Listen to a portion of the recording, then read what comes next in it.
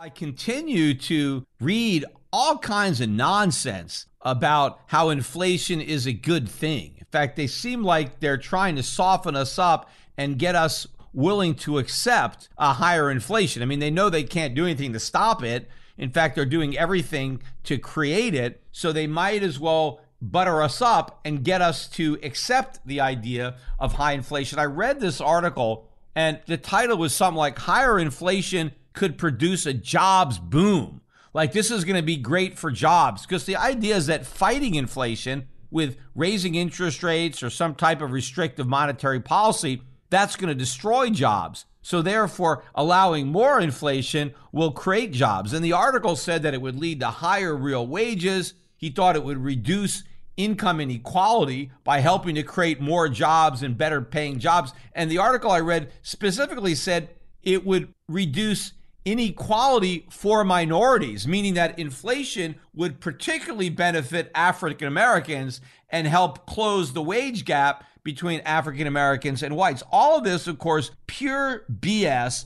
The opposite is true. The people that suffer the most from inflation are workers. Real wages fall as a result of inflation. Nominal wages may rise, but real wages will fall. And it is the poor, it is the middle class that gets hit hardest by rising consumer prices. In fact, all the inflation that everybody is so excited about, or in particular, whoever wrote this article and the people that he was quoting, inflation is simply going to widen the wealth gap even further, because it will make the assets of the rich more valuable and wipe out the debt that they incurred to accumulate them. While at the same time, it's going to wipe out the value of the savings and the wages of the poor and the middle class. So rather than narrowing the wealth inequality gap, it is going to widen it dramatically. Imagine to believe that inflation is somehow a good thing, that you can create wealth and create prosperity through inflation, that just printing money and having prices go up, that's the ticket, right? That's how you create good jobs, and that's how you bring prosperity to the downtrodden, is by destroying the value of their savings and their wages and making their cost of living go up. It is utter nonsense that people believe this, and you don't even have to understand economics. So you just look at history. You can look at all these countries that have had high inflation, and they've been economic disasters. The countries that have the greatest amount of prosperity are generally the countries that have the lowest inflation rate. So low inflation and prosperity go hand in hand. High inflation and poverty, they go hand in hand.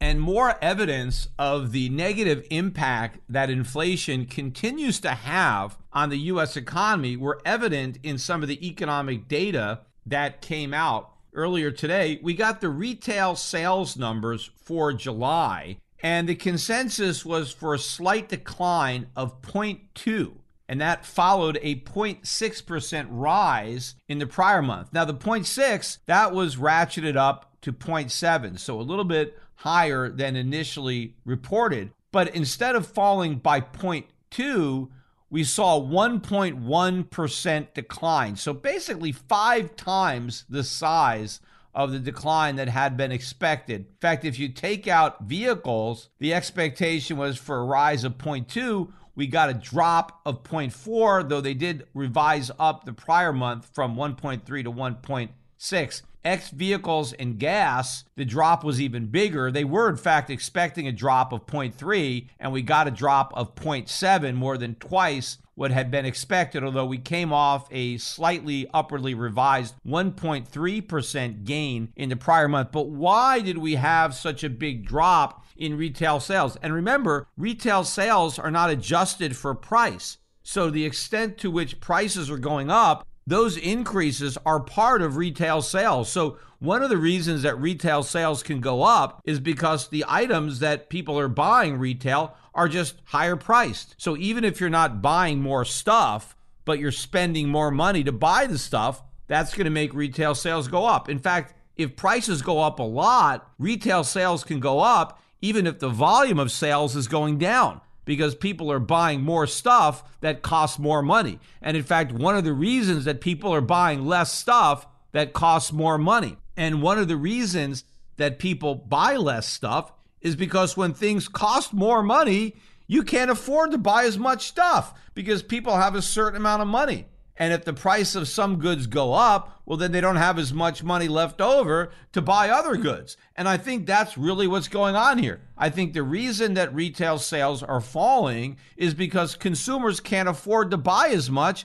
now that prices are higher, and so they're cutting back. And of course, another reason that sales are falling is because some of the money has run out. A lot of the people who were shopping were using stimulus money. Well, the stimulus money is gone. They've already spent all that money and they have nothing left. So they're cutting back on their spending. So you're already starting to see inflation take a toll on retail sales. Now, of course, if the Federal Reserve reacts to falling retail sales, if we get more stimulus, right? If Congress passes more stimulus so that Americans have more money to buy stuff, well, prices are going to go up again. So you can't solve this problem with inflation because inflation is the problem. Because if you just print money and give it to people to spend, well, then it's going to mean that the prices are going to go up and they're not going to be able to buy stuff because it's going to cost more money. You can't make yourself rich by printing money. The limiting factor is not the money. The limiting factor is the production. It's the supply of goods. The money is irrelevant, right? The money is going to derive its value from how much goods that are produced. So the money supply could shrink because all that means is prices would go down. You have the same amount of goods, but if you have less money to buy them, well, then the prices for those goods are going to go down. But the limiting factor on consumption is the number of goods that you produce. If you simply produce more money and let people use it to buy stuff, well, prices just have to go up. That's what these guys don't seem to understand yet, that you can print money, but you can't print stuff. The Peter Schiff Show.